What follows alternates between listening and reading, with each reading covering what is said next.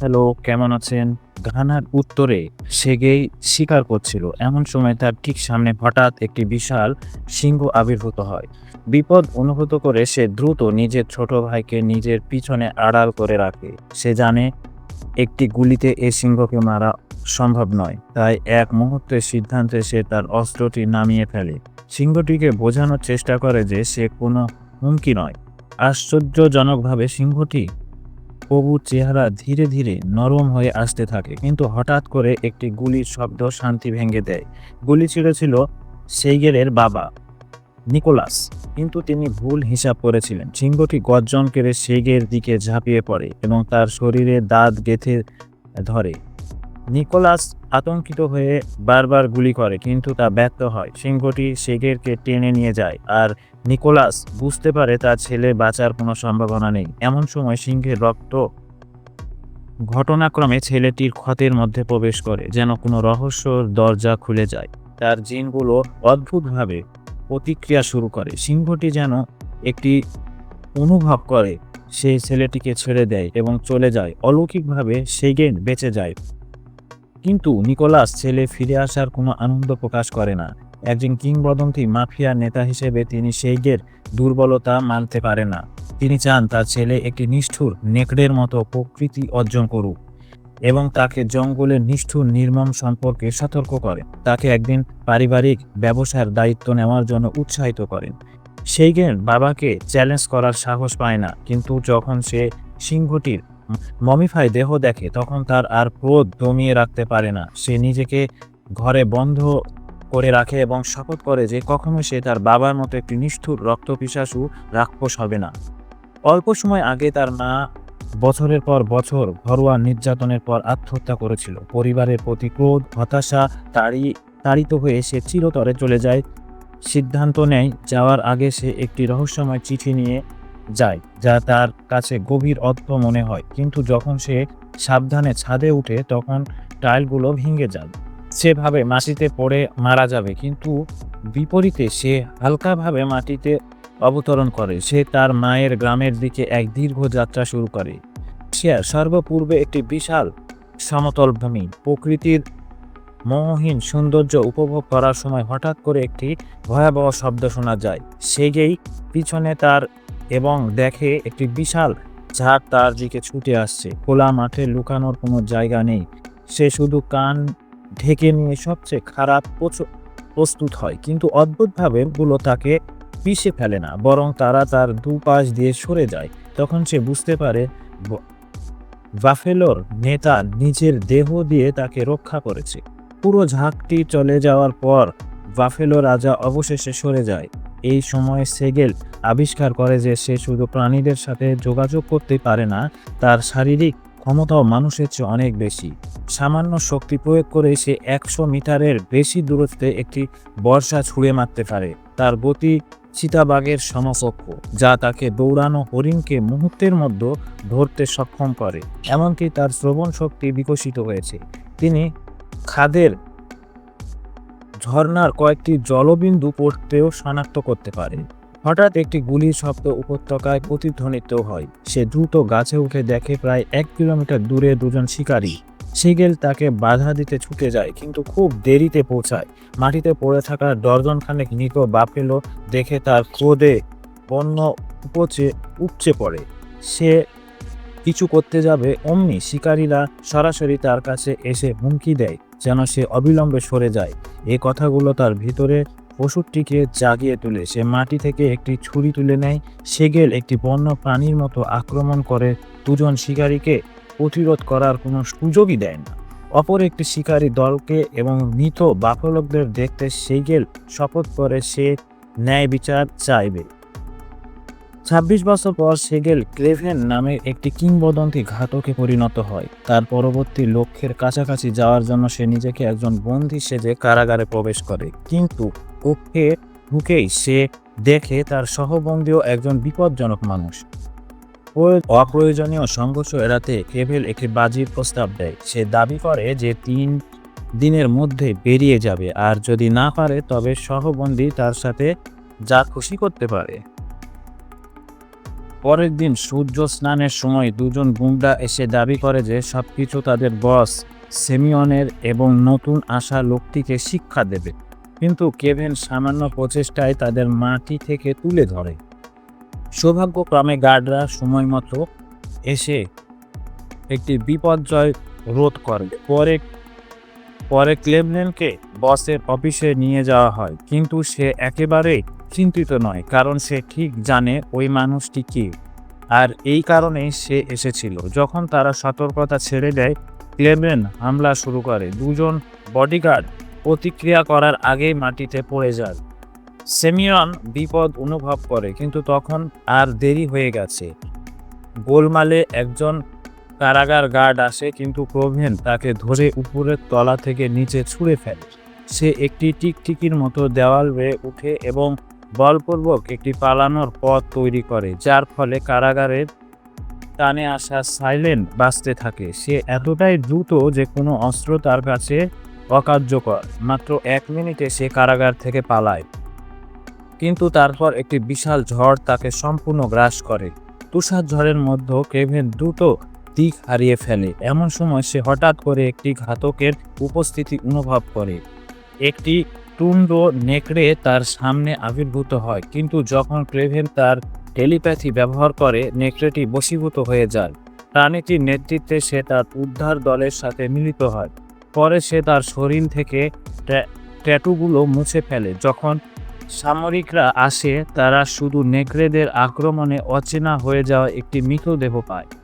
তার মিশন শেষ করে কেভিন সময়মতো ভূমিতে ফিরে আসে, কিন্তু এখানে সে একটি শিকারী দলকে বাফেলো শিকার করতে দেখে। সে ধৈর্য ধরে ট্রায়ালের পথ অপেক্ষা করে এবং সঠিক সময় আসলে কেভিন কয়েক সেকেন্ডের মধ্যে একটি পুরো ট্রাকের শিকারীদের নিষ্ক্রিয় করে ফেলে। পিকআপ ট্রাকের নেতা আতঙ্কিত হয়ে পড়ে এবং পরিস্থিতি নিয়ন্ত্রণের বাইরে বুঝে সে গাড়ি দ্রুত চালিয়ে পালায়, কিন্তু কেভিন নম্বর প্লেটটি মনে রাখে।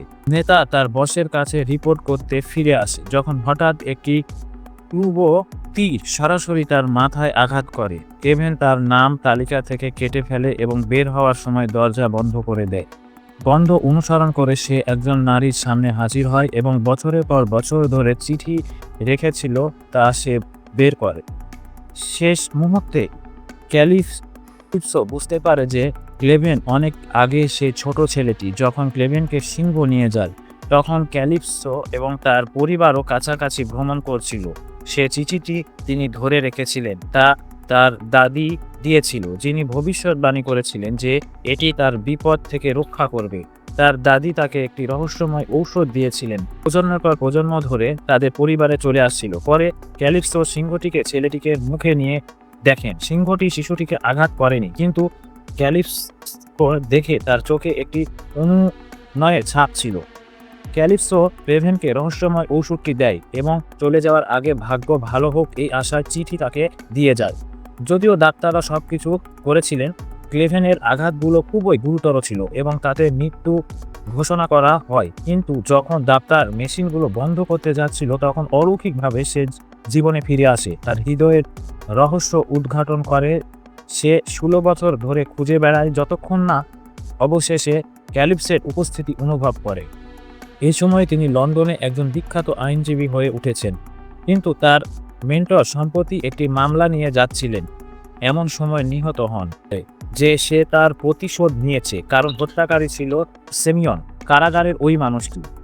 ক্যালিপসো তাকে বিশ্বাস করতে পারে কিনা জানে না, কিন্তু বাড়ি ফিরে যাচ্ছেন এবং নিশ্চিত করেন যে সেমিয়ন সত্যি কারাগারে মারা গেছে। তিনি আবার কেভিনের সাথে দেখা করেন এবং যদিও তিনি স্বীকার করেন যে মানুষটি মারা যোগ্য ছিল, তবুও তিনি কেভিনের পদ্ধতিগুলো মেনে নিতে পারেন না, বিশেষ করে জেনের একটি উপকারের প্রতিদান হিসেবে ছিল। কিন্তু তাদের কেউ জানে না যে সেমিয়নের মৃত্যু খবর ইতিমধ্যেই রিমনের কাছে পৌঁছে গেছে। এ সময় কেভিনের বাবার একজন গুন্ডা হলেও রিমন এখন প্রতিপত্তি বাড়াতে চায়। প্রভাব বিস্তারের জন্য সে সেমিয়নের পূর্বতন ডান হাত ওমারের সাথে একটি বৈঠক নির্ধারণ করে, যাতে সে তার অধীনে কাজ করতে আসে। তার ক্ষমতা প্রদর্শন করতে সে তার ব্যাগ থেকে একটি হোজ খুলে ফেলে এবং তার হাতের পরিবর্তন হতে শুরু করে। ওমারের লোকেরা আতঙ্কিত হয়ে গুলি ছুড়ে রিমানকে মাটিতে ফেলে দেয়, কিন্তু সে মারা যায় না। সে ধুলো ছেড়ে উঠে দাঁড়ায়। তারপর শার্টের বোতাম খুলে শক্ত চামড়া থেকে গুলিগুলি বের করে ফেলে এবং হোসটি আবার সংযুক্ত করলে তার চামড়া স্বাভাবিক হয়ে যায়। এই রাক্ষসের সামনে ওমার তার অধীনস্থ হতে রাজি হয়। ওমার নিকোলাসের সাথে একটি বৈঠক নির্ধারণ করে, যিনি তাদের বসের মৃত্যুতে শোক প্রকাশ করেন এবং আশ্রয় দেওয়ার প্রতিশ্রুতি দেন। আসলে তিনি তাদের নিজের অধীনে আনতে চান, কিন্তু তিনি অনুভব করেন যে কিছু ভুল আছে। হিনোর পাঠানো ঘাতক হঠাৎ করে একটি লুকিয়ে থাকা হামলা চালায়। নিকোলাস এই ধরনের আক্রমণের জন্য প্রস্তুত ছিলেন, কিন্তু তার ছোট ছেলে দিমিত্রি এটাই ভয় পায় যে লুকিয়ে পড়ে এবং নিকোলাসের গভীরভাবে হতাশ করে। তিনি আশা করেছিলেন দিমিত্রি একজন পুরুষের মতো আচরণ করবে এবং কিছু সাহস দেখাবে, বিপদের মুখোমুখি উকড়ে যাবে না। ব্যর্থ হত্যার খবর দ্রুত রিনোর কাছে পৌঁছায়, যদিও তিনি অবাক হন না, কারণ নিকোলাই সাধারণ মানুষ নন। একই সময়ে তার লোকেরা ক্রেভেনের কারাগার থেকে পালানোর ভিডিও ধারণ করা একটি পেনড্রাইভ নিয়ে আসে, আবিষ্কার করে যে কিংবদন্তি ঘাতকটি নিকোলাসের ছেলে। রিনো হতবাক হয়ে যায়, কারণ যদি তারা দুজন মিলে যায় তবে একটি রক্তপাত হবে। রিনো তখন একজন ঘাতক পাঠায় যার চোখে দিকে তাকালে যে কোনো মানুষকে মোহিত করার ক্ষমতা আছে। এদিকে ক্রেভেন ভাইয়ের জন্মদিনে তাকে অবাক করতে চায়। সে নিজের হাতে একটি ভবন বেয়ে উঠে বাবার নজর এড়িয়ে এবং অবশেষে দিমিত্রির সাথে মিলিত হয়। ঘটনাক্রমে যে রাতে ক্রেভেন বাড়ি থেকে পালিয়েছিল, দিমিত্রি তার সাথে যেতে অনুরোধ করেছিল, কিন্তু ক্রেভেন তা প্রত্যাখ্যান করেছিল। বছরের পর বছর ধরে দিমিত্র বাবার তিরস্কার সহ করেছে এবং ক্রেভেন অনুশোচনা বোধ করতে পারে না। যদিও গভীরে ছেলেটি এখনও নিকোলাসের অনুমোদন চায়, কিন্তু ক্রেভেন জোর দিয়ে বলে যে তার ভাই তার কাছ থেকে দূরে থাকুক। যখন সে আরও ব্যাখ্যা করতে যাচ্ছিল, তখন হঠাৎ তার বাবা উপস্থিত হন। ভাইয়ের জন্মদিন নষ্ট করতে না চাইলে ক্রেভেন জোর করে হাসি ফুটিয়ে তোলে।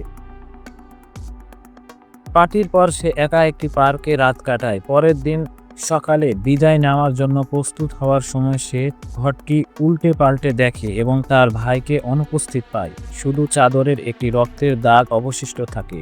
সে তৎক্ষণাৎ বারান্দায় ছুটে যায় এবং দেখে তার ভাইকে একটি গাড়িতে ঢুকিয়ে নিয়ে যাচ্ছে। দ্বিধা না করে ক্রেভেন লাফ দেয়। উচ্চতা তার জন্য কিছুই নয়, কিন্তু তবুও সে এক পা পিছিয়ে পৌঁছায়, কারণ অপহরণকারী ইতিমধ্যে রাস্তায় অদৃশ্য হয়ে গেছে। ক্রেভেন হাল ছাড়ে না। সে পশুর মতো গতি মুক্তি দেয় এবং তাদের পিছনে ছুটে যায়। যতই দূরত্ব কমতে থাকে ততই তার পেশিগুলো শক্তি সে একটি ক্রুদ্ধ ষাঁড়ের মতো গাড়িটিকে ধাক্কা দেয় এবং তারপর একটি শক্তিশালী লাফ দিয়ে তার উপরে চড়ে যায়। সে জানালা ভেঙে ভাইকে উদ্ধার করার চেষ্টা করে, কিন্তু গাড়ি খুব দ্রুত চলছে এবং ক্রেভেন সরে যাওয়ার সময় ছিটকে পড়ে। অপহরণকারীরা দিমিত্রিকে একটি নির্জন ঘাটে নিয়ে যায়, কিন্তু ক্রেভেন খুব পিছনে নেই। হেলিকপ্টারটি উড়ে যাওয়ার ঠিক আগে সে একটি জালের দড়ি কাঠামোতে বেঁধে দেয়, পা শক্ত করে রাখে এবং বলপূর্বক এটিকে ধরে রাখে। যখন ঘাতক তার অস্ত্র তুলে, ক্রেভেন দড়িটি জড়িয়ে গুলি এড়িয়ে একটি ইস্পাতের পাইপ তুলে বাতাসে লাফ দেয়। গুলিবাজ প্রতিক্রিয়া করার আগেই মাটিতে পড়ে যায়।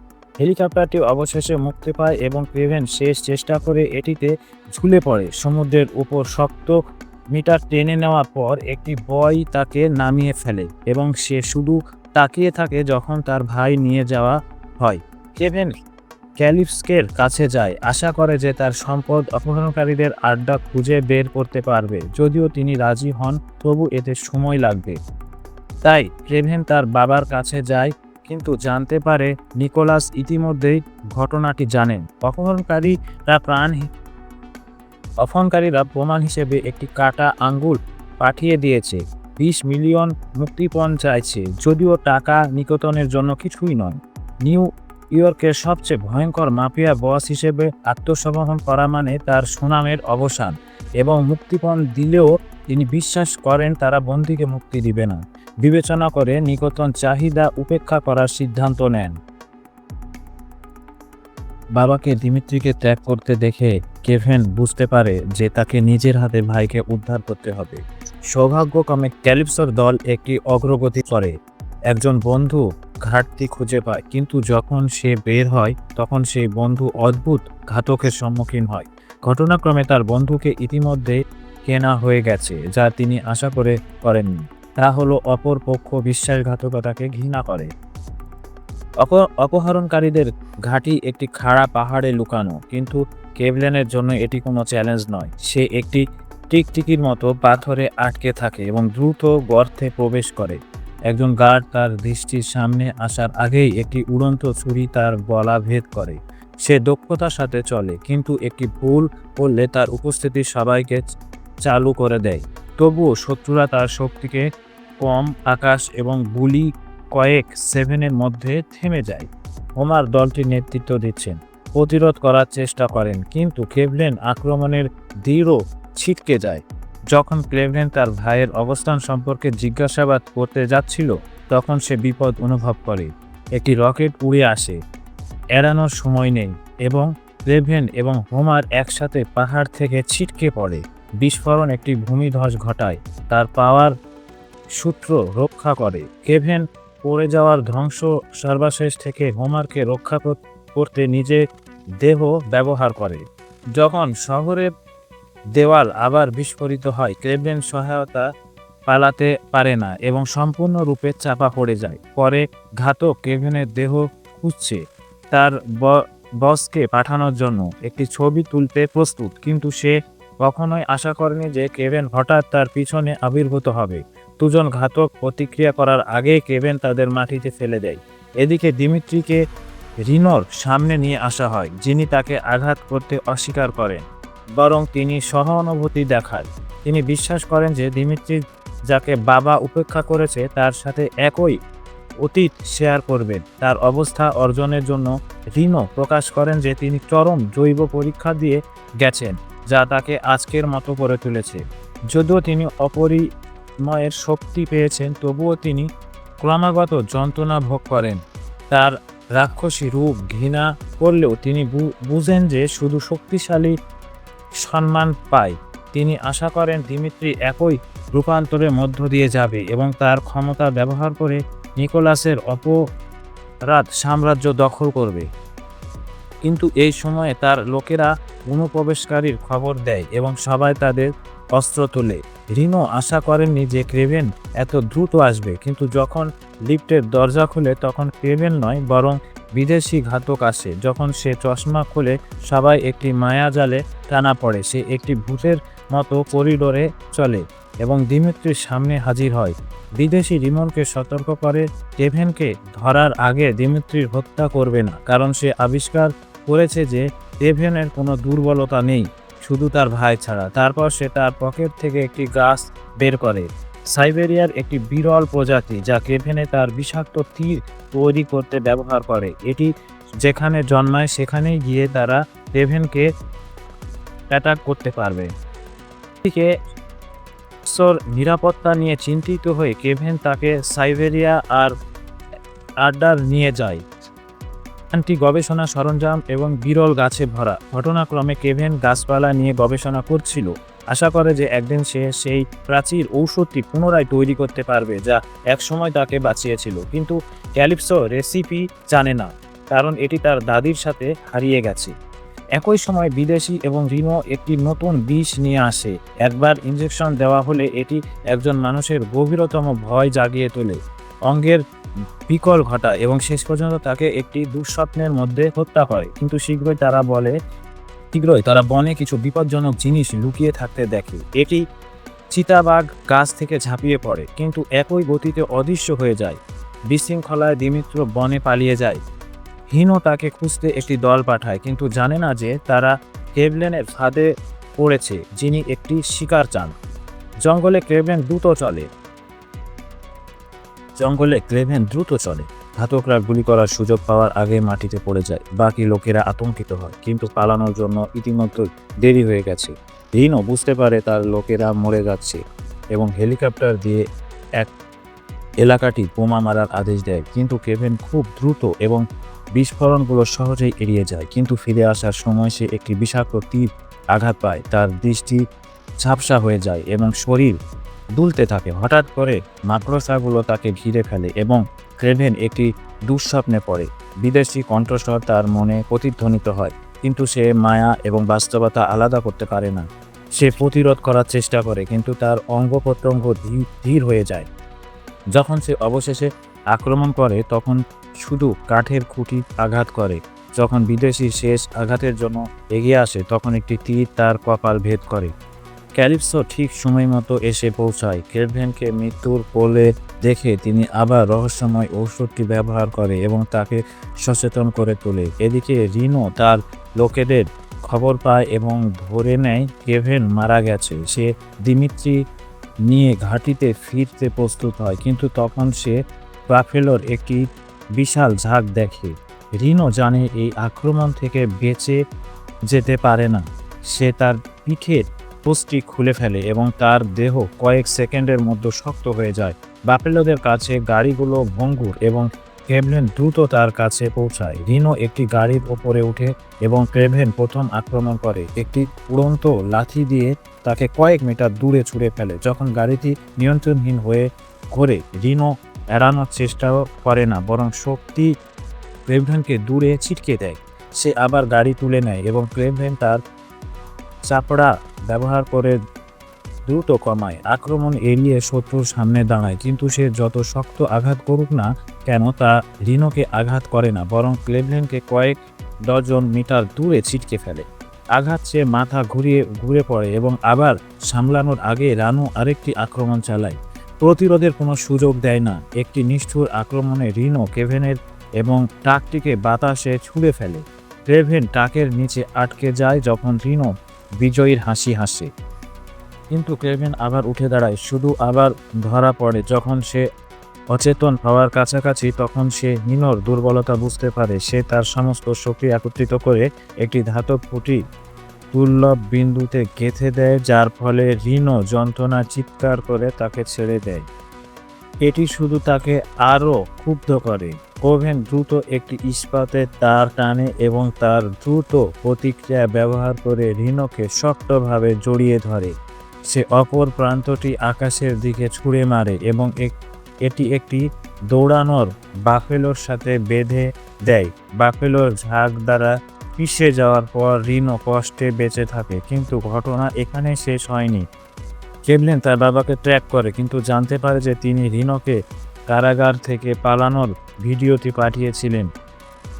নিকোলাস অস্বীকার করেন না, কারণ তিনি সব সময় জানতেন যে রহস্যময় শিকারী তার নিজের ছেলে, তাই গোপনে রিনোর সাথে যোগাযোগ করেছিলেন। ক্রেভেনের ভাইয়ের সাথে সম্পর্ককে ব্যবহার করে একটি ফাঁদ পেতে, যাতে অন্যের হাতে এই হুমকি নিরসন হয়। যদিও ক্রেভেন হতাশ, তবুও সে নিজের বাবাকে হত্যা করতে পারে না। কিন্তু যখন সে চলে যায় তখন জঙ্গল থেকে একটি ভাল্লুকের গর্জন শোনা যায়। নিকোলাস আতঙ্কিত হয়ে তার রাইফেল তোলেন, কিন্তু দেখেন ভিতরে কোনো গুলি নেই। যখন ক্রেভেন চলে যায় তখন ভাল্লুকটি আক্রমণ চালায়। 1 বছর পর ক্রেভেন তার ভাইয়ের জন্মদিনে যায়, কিন্তু জানতে পারে যে ছেলেটি সম্পূর্ণরূপে বাবার ব্যবসা নিয়েছে। সে চায় না যে তার ভাই নিকোলাসের মতো হয়ে যাক, তাই পার্টির পর সে তার সাথে কথা বলার চেষ্টা করে, কিন্তু যা দেখে তা তাকে গভীরভাবে আহত করে। ঘটনাক্রমে দিমিত্র অনেক আগেই গোপনে ডাক্তারের পরীক্ষায় যোগ দিয়েছিল এবং গোপনে সবকিছু পরিচালনা করছিল, এমনকি নিজে ক্রেভেনও দিমিত্রির দাবার ঘুঁটি ছাড়া কিছুই ছিল না, এবং সে এমন একটি বিপর্যয় ঘটাতে যাচ্ছে যা পৃথিবী কখনোই দেখেনি।